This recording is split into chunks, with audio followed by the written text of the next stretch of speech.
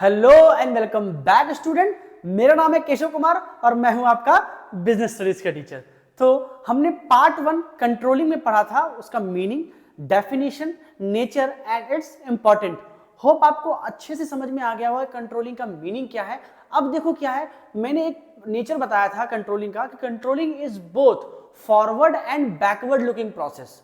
तो देखो वहीं से देखो क्या है, फॉरवर्ड लुकिंग प्रोसेस कब होता है कंट्रोलिंग, जब हम कंट्रोलिंग में फाइंड आउट कर लेते हैं रीजंस को। जब हम कंट्रोलिंग में फाइंड आउट कर लेते हैं कि वो क्या वजह थी कि हमारा एक्चुअल परफॉर्मेंस और जो हमारा प्लान्ड परफॉर्मेंस है इसके बीच में क्या आ गया, डेविएशन मींस डिफरेंस आ गया। अब जब डिफरेंस आया है इट मींस डिफरेंट या तो पॉजिटिव होगा या फिर नेगेटिव डिफरेंस होगा। तो basically if positive then well and good, अगर नेगेटिव डिफरेंस है it means there is a kind of problem और मिस्टेक और एनी फ्रॉड एनीथिंग इज, है ना। तो मतलब वहां पे कोई ना कोई प्रॉब्लम है, रीजन है कि भाई किसी कारण से हम ये टारगेट अचीव नहीं कर पाए। तो बेसिकली अब मेरे सामने वो प्रॉब्लम आ चुकी है। तो देखो ये तो हो गया बैकवर्ड लुकिंग, मैंने इवेल्युएशन किया, मेजरमेंट किया, मेजरमेंट किया और कंपेयर करके पता लगा लिया कि ये प्रॉब्लम आ रही है। अब क्या है भाई साहब, अब जो है मैं उस प्रॉब्लम को दूर कैसे करूंगा, तो उसके लिए मुझे क्या करना पड़ेगा, उस प्रॉब्लम का सोल्यूशन निकालना पड़ेगा। अब भाई सोल्यूशन कैसे निकलेगा, प्लानिंग करके निकलेगा बेसिकली, समझ रहे हो बात को। तो देखो भाई अब क्या हुआ, प्लानिंग करेंगे तो प्लानिंग में क्या है, thinking in advance, futuristic process. Planning क्या है, फॉरवर्ड लुकिंग प्रोसेस। हम आने वाली समस्याओं को पहले से ही समझते हैं और फिर उसके हिसाब से अपने प्लान्स बनाते हैं बेसिकली। तो जो समस्या है उसके हिसाब से मैं प्लान बनाऊंगा। तो कंट्रोलिंग इज बोथ, तो देखो क्या है, forward and backward looking process. तो देखो कहीं ना कहीं देखो कंट्रोलिंग का किससे लिंक है, प्लानिंग के साथ लिंक है। तो अब हमारे इस वीडियो में हम यही समझेंगे कि relationship between controlling and planning. चलिए शुरू करते हैं आज की वीडियो और समझते हैं कि कंट्रोलिंग और प्लानिंग के बीच में क्या रिलेशन है। देखो बहुत ही सिंपल डिफरेंस मैंने बताया है यहाँ पे आपको, रिलेशन जो कि आसानी से आप याद भी कर लोगे और फटाफट अपने बोर्ड में लिख भी दोगे। इंपॉर्टेंट है, ये सवाल आता है कि relationship between controlling and planning है क्या। तो देखो पहले देखो कंट्रोलिंग का मीनिंग अच्छे से समझ में पहले ही आपको पता है, अब प्लानिंग का भी आपको पता है, पर देखो फिर से समझते हैं मीनिंग क्या है। It refers to measuring, controlling क्या है, रेफर्स टू मेजर, मेजरमेंट ही तो है, या फिर evaluation of what, actual performance with planned performance. कि भाई जो मैंने सोचा था वो परफॉर्मेंस प्लान्ड है और मैंने अचीव क्या किया। लाइक मान लो कि मैंने 95% सोचा था और मैंने 90% अचीव किया है, तो उसका मेजरमेंट करना कि भाई डेविएशन था कितने का। ठीक, तो देखो actual performance with planned performance, that's called controlling. And what is planning, planning is deciding in advance, चीजों को एडवांस में ही डिसाइड कर लेना, थिंकिंग इन एडवांस। प्लानिंग क्या था, मैंने फर्स्ट फंक्शन ऑफ मैनेजमेंट पढ़ाया था, planning is thinking in advance. Planning किसी भी चीज को हम पहले से ही सोच लेते हैं, ठीक है। तो planning is thinking in advance the way to do the actual work, कि मुझे अपना काम जो है वो कैसे करना है।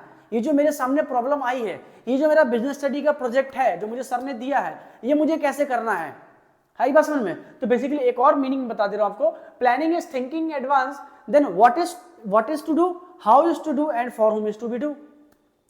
क्या करना है, कब करना है और कैसे करना है, ये सब हम कहां सोचते हैं, प्लानिंग में ही तो सोचते हैं ना बेसिकली। ये थिंकिंग या फिर एक मेंटल प्रोसेस है, ठीक। नेक्स्ट जो करें स्कोप। अब इसका स्कोप क्या है देखो, तो देखो मैंने पहले बताया कि कंट्रोलिंग में क्या होता है, देखो कंट्रोलिंग इज बोथ, मैंने ये भी मैं फिर बता रहा हूं आपको, कंट्रोलिंग दोनों ही है, backward as well as forward. But जब वो फॉरवर्ड लुकिंग करता है तो कहीं ना कहीं वो प्लानिंग के साथ इंटरकनेक्ट हो जाता है। तो कहीं ना कहीं 100% अगर देखा जाए तो controlling is a backward looking process, कि वो पीछे की चीजों को कंपेयर करके, कंपाइल, इवेल्युएट करके वो प्रॉब्लम्स बताएगा, वो रीजंस बताएगा, वो रीजंस फाइंड आउट करेगा कि why we are not able to get this planned thought, sorry plan target, कि हम वो ऐसा क्या वजह रह गई, मतलब व्हाट आर द रीजंस कि हमें वो जो प्लान टारगेट था उसको हम अचीव नहीं कर पाए। तो basically that is controlling is backward looking and planning is forward looking. क्यों, क्योंकि यहाँ पे प्रॉब्लम है और यहाँ पे उसका सोल्यूशन है, ठीक। नेक्स्ट स्टेप्स क्या है देखो, तो देखो जाहिर सी बात है कंट्रोलिंग एक तरीके से देखा जाए लास्ट स्टेप है हमारा फंक्शन का, planning, organizing, staffing, directing and last controlling.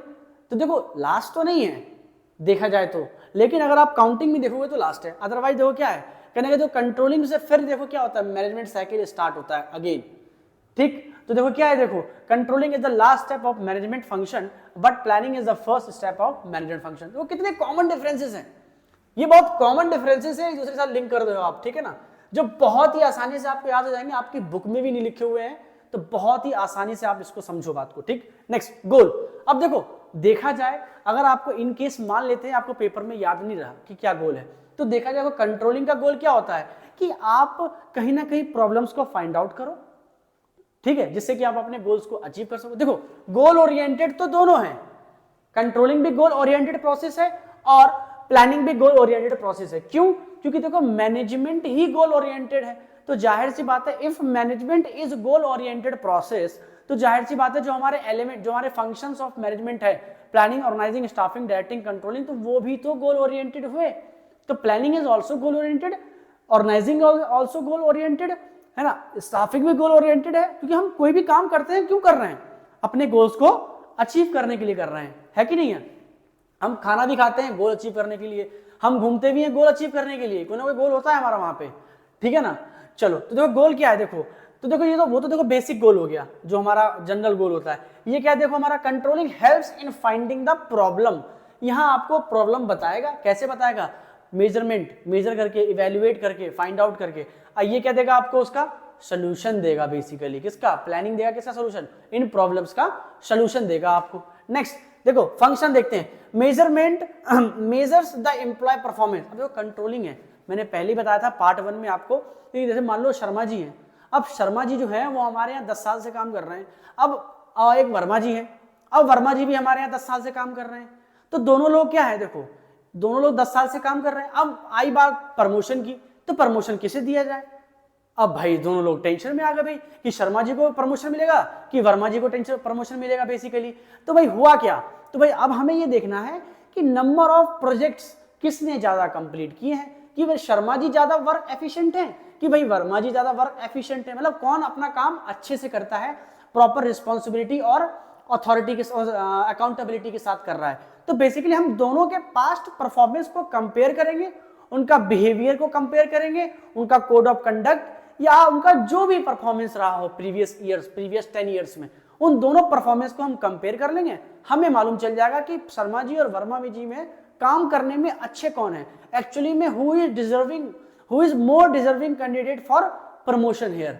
समझ गए बात को? तो भाई आसानी से हम कंपेयर कर लें, कंपेयर हम पता लगा लेंगे कि भाई जो वर्मा जी हैं वो जो है शर्मा जी के हिसाब से ज्यादा मेहनती हैं, उन्होंने ज्यादा नंबर ऑफ प्रोजेक्ट में अपना ज्यादा एफिशिएंसी दिखाई है, इफेक्टिवनेस दिखाई है, तो भाई हम किसको देंगे प्रमोशन? वर्मा जी को देंगे।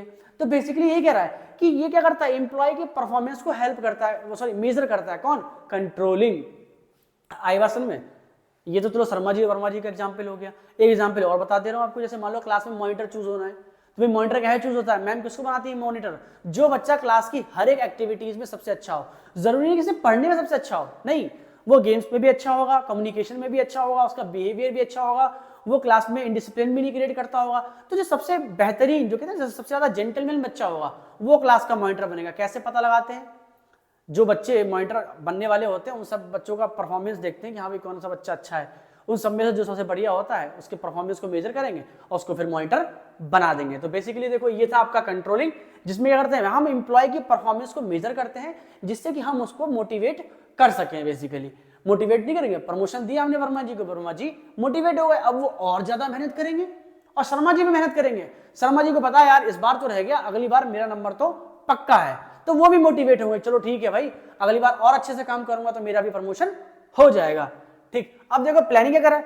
Planning function related to how, when and where and who will do. Planning क्या कर रहा है? कब, कहां, कैसे और कौन करेगा ये काम। तो प्लानिंग देखो ये बताता है बेसिकली, ठीक है, वहां पे वो एम्प्लॉय की परफॉर्मेंस नहीं देखता है। प्लानिंग में क्या करता है? प्लानिंग में ये बताता है भाई जो भी प्रॉब्लम्स हैं आपके पास, मेरे पास आओ, मैं उसका सोल्यूशन आपको दूंगा बेसिकली, या कौन सा काम कब, कहां और कैसे करना है ना। क्या कह रहा है? How, when, where and who will do this work. ठीक, चलिए ये तो हो गया देखो रिलेशनशिप, बहुत ही कॉमन लैंग्वेज में लिखा हुआ था, बहुत ही ज्यादा अच्छे से मैंने समझा भी दिया आपको, होप अच्छे से समझ में भी आया हो। आगे बढ़ते हैं नेक्स्ट। अब देखो क्या है, देखो कंट्रोलिंग का भी देखो अपना एक प्रोसेस है भाई। जैसे देखो मैनेजमेंट में देखो क्या पढ़ा था, प्लानिंग पढ़ा था, प्लानिंग का प्रोसेस था, ऑर्गेनाइजिंग का भी प्रोसेस था, डायरेक्टिंग का भी था, उधर स्टाफिंग का भी प्रोसेस था। तो ऐसे ही भाई कंट्रोलिंग का भी प्रोसेस है कि भाई आप कंट्रोलिंग कैसे करोगे, है कि नहीं है। जैसे देखो फॉर एग्जांपल मान लेते हैं कि भाई मुझे कोई अब देखो कंट्रोलिंग करना है, तो सबसे पहले क्या होता है कंट्रोलिंग में कि भाई पहले मैं क्या देखता हूं कि मेरा टारगेट था क्या, मेरा टारगेट है क्या, पहले कि मुझे 100% मार्क्स चाहिए मेरे बोर्ड में, तो वो मेरा क्या था, सेटिंग अप द स्टैंडर्ड। तो पहला प्रोसेस क्या है, देखो सेटिंग अप द स्टैंडर्ड, पहले अपने स्टैंडर्ड्स को सेट करता है बच्चा, मान लो या मैं या कोई और अपने स्टैंडर्ड को, या ऑर्गेनाइजेशन में कोई एम्प्लॉय वो अपने टारगेट्स को सेट करेगा कि मेरा टारगेट है क्या, मुझे क्या काम करना है, तो मेरा उसका फाइनल गोल क्या है। तो गोल्स को सेट करने क्या कहलाता है, सेटिंग अप द स्टैंडर्ड। उसके बाद जो मैंने टारगेट सेट किया था मैंने उसके लिए कितनी मेहनत की, जो मैंने गोल सेट किया था अपने ऑर्गेनाइजेशन में कि मुझे 100 यूनिट्स गुड्स जो है एक महीने में बेचने हैं, मुझे 100 यूनिट सामान बेचना है, ठीक, तो क्या मैं 100 यूनिट्स बेच पाया, तो वो जो मेरा टारगेट है वो तो सेटिंग अप द ऑब्जेक्टिव है कि भाई 100 यूनिट मुझे बेचने हैं। अब मैं देखूंगा कि मैंने बेचे एक्चुअली में कितने यूनिट, 80, 90 या 80, 90, 95 जितने भी यूनिट मैंने बेचे हों, तो वो मेरा क्या था, मेजरिंग द परफॉर्मेंस, कि मैं अपने परफॉर्मेंस को देखूंगा कि मैंने एक्चुअली में कितने यूनिट्स गुड्स बेच दिए, तो वो हो गया मेजरिंग यूनिट ऑफ परफॉर्मेंस, ठीक। Next compare the performance against standard. अब देखो क्या है, मान लो कि मैंने टारगेट रखा था 100 यूनिट का और मैंने 90 यूनिट्स ही बेचे, ठीक, तो मैं उसको कंपेयर करूंगा किससे, प्लान से और एक्चुअल से, मतलब प्लान मेरा टारगेट क्या था और मैंने एक्चुअल में कितना परफॉर्मेंस किया, तो दोनों को मैं क्या करूंगा, कंपेयर करूंगा, ठीक। नेक्स्ट क्या होता है, देखो एनालाइजिंग द डेविएशन। अब मैं देखूंगा डेविएशन कि भाई डिफरेंस कितना रहा, एक्चुअली में जो मेरा प्लान टारगेट था और जो मेरा एक्चुअल टारगेट है, इन दोनों के बीच में कंपैरिजन करने के बाद डेविएशन कितने का रहा। जैसे कि मान लो मैंने 100 यूनिट गुड्स सोचा था बेचने के लिए at the end of the month और मैं बेच पाया कितने, 90 units, it means there is a lack, there is a difference between 10 units, 10 unit का डिफरेंस है यहाँ पे, ठीक। नेक्स्ट, अब जो वो 10 यूनिट का डिफरेंस आया है, कैसे, एनालाइजिंग द डेविएशन, और फिर भाई अब उस डेविएशन को कैसे दूर करना है, उस डिफरेंस को कैसे दूर करना है। अब मुझे नेक्स्ट मंथ ये सोचना है कि अब मैंने ऐसी क्या गलती की थी जिस कारण से मैं इस महीने में 100 यूनिट नहीं बेच पाया, तो मुझे अगले महीने में किसी तरीके से दोबारा से 100 यूनिट तो बेचने ही बेचने हैं।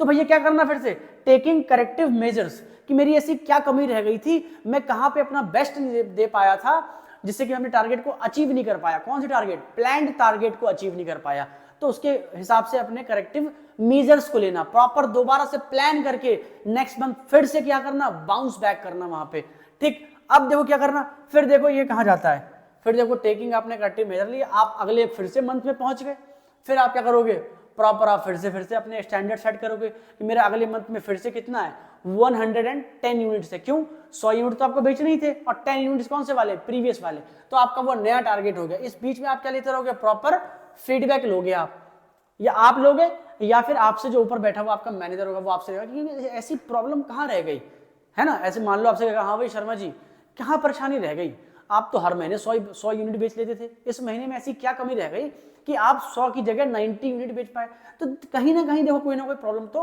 होगी ही होगी, तो वो वही फीडबैक लेके मैनेजर ठीक करता है वहां पे।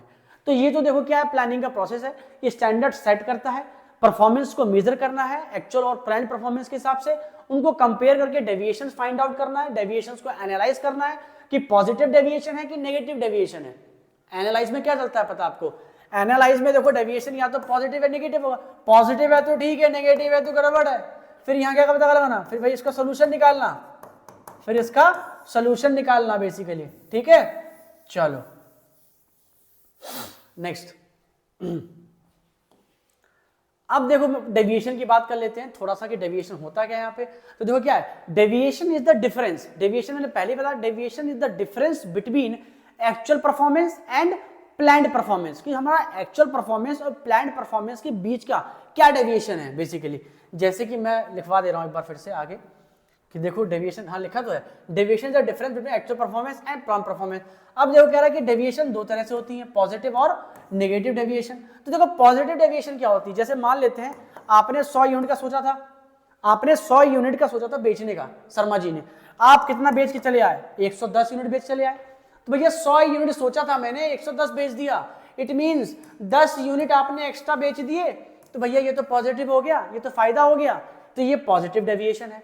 इन केस मान लो आपने टारगेट रखा था 100 यूनिट का, आपने 90 बेचा होगा, वहां पे आपने 90 यूनिट बेच दिया, इट मींस क्या हुआ भैया, 10 यूनिट का आपका क्या हो गया, डिफरेंस, इट मींस ये कैसा हो गया भैया, नेगेटिव डेविएशन। तो बस डेविएशन में इतना ही आपको इतने बताना है। इफ पॉजिटिव डेविएशन क्या होता है, if actual performance is better, समझना फिर से समझ लो, बेसिकली समझना। देखो डेविएशन क्या होता है, व्हाट इज डेविएशन, तो basically deviation is the comparison between actual performance and planned performance. तो ये तो हो गया deviation, means difference between planned performance and actual performance. अब डेविएशन दो तरह से होती है, पॉजिटिव नेगेटिव। पॉजिटिव डेविएशन क्या होता है, if actual performance is better than planned performance. इसका मतलब अगर आपकी एक्चुअल परफॉर्मेंस प्लान्ड परफॉर्मेंस से ज्यादा अच्छी है, मतलब आपने जो किया वो प्लान सोचने से ज्यादा अच्छा था, मतलब आपने सोचा 95 का था और आप 98% लेके आते हो, दैट इज पॉजिटिव डिफरेंस या पॉजिटिव डेविएशन। और नेगेटिव डेविएशन क्या है कि actual performance is less than the planned performance, कि आपने सोचा 95 का था और आप 90% लेके आते हो, that means the difference between 95 और 90%, दैट्स कॉल्ड नेगेटिव डिफरेंस या फिर नेगेटिव डेविएशन। होप आपको ये डेविएशन का टॉपिक, कंट्रोलिंग में डेविएशन का टॉपिक, इसके साथ साथ कंट्रोलिंग का प्रोसेस और relationship between controlling and planning अच्छे से समझ में आ गया हो। अच्छे से इसको नोट भी कर लेना एक बार फिर से, मैं हट जा रहा हूं स्लाइड से, ठीक है ना। चलिए, होप आपको ये वीडियो अच्छे से समझ में आया हो। अगर if you have any doubt let me know in the comment section, मैं कोशिश करूंगा कि अगले वीडियो में उसका सोल्यूशन दे दूं आपके लिए। Thank you and have a nice day.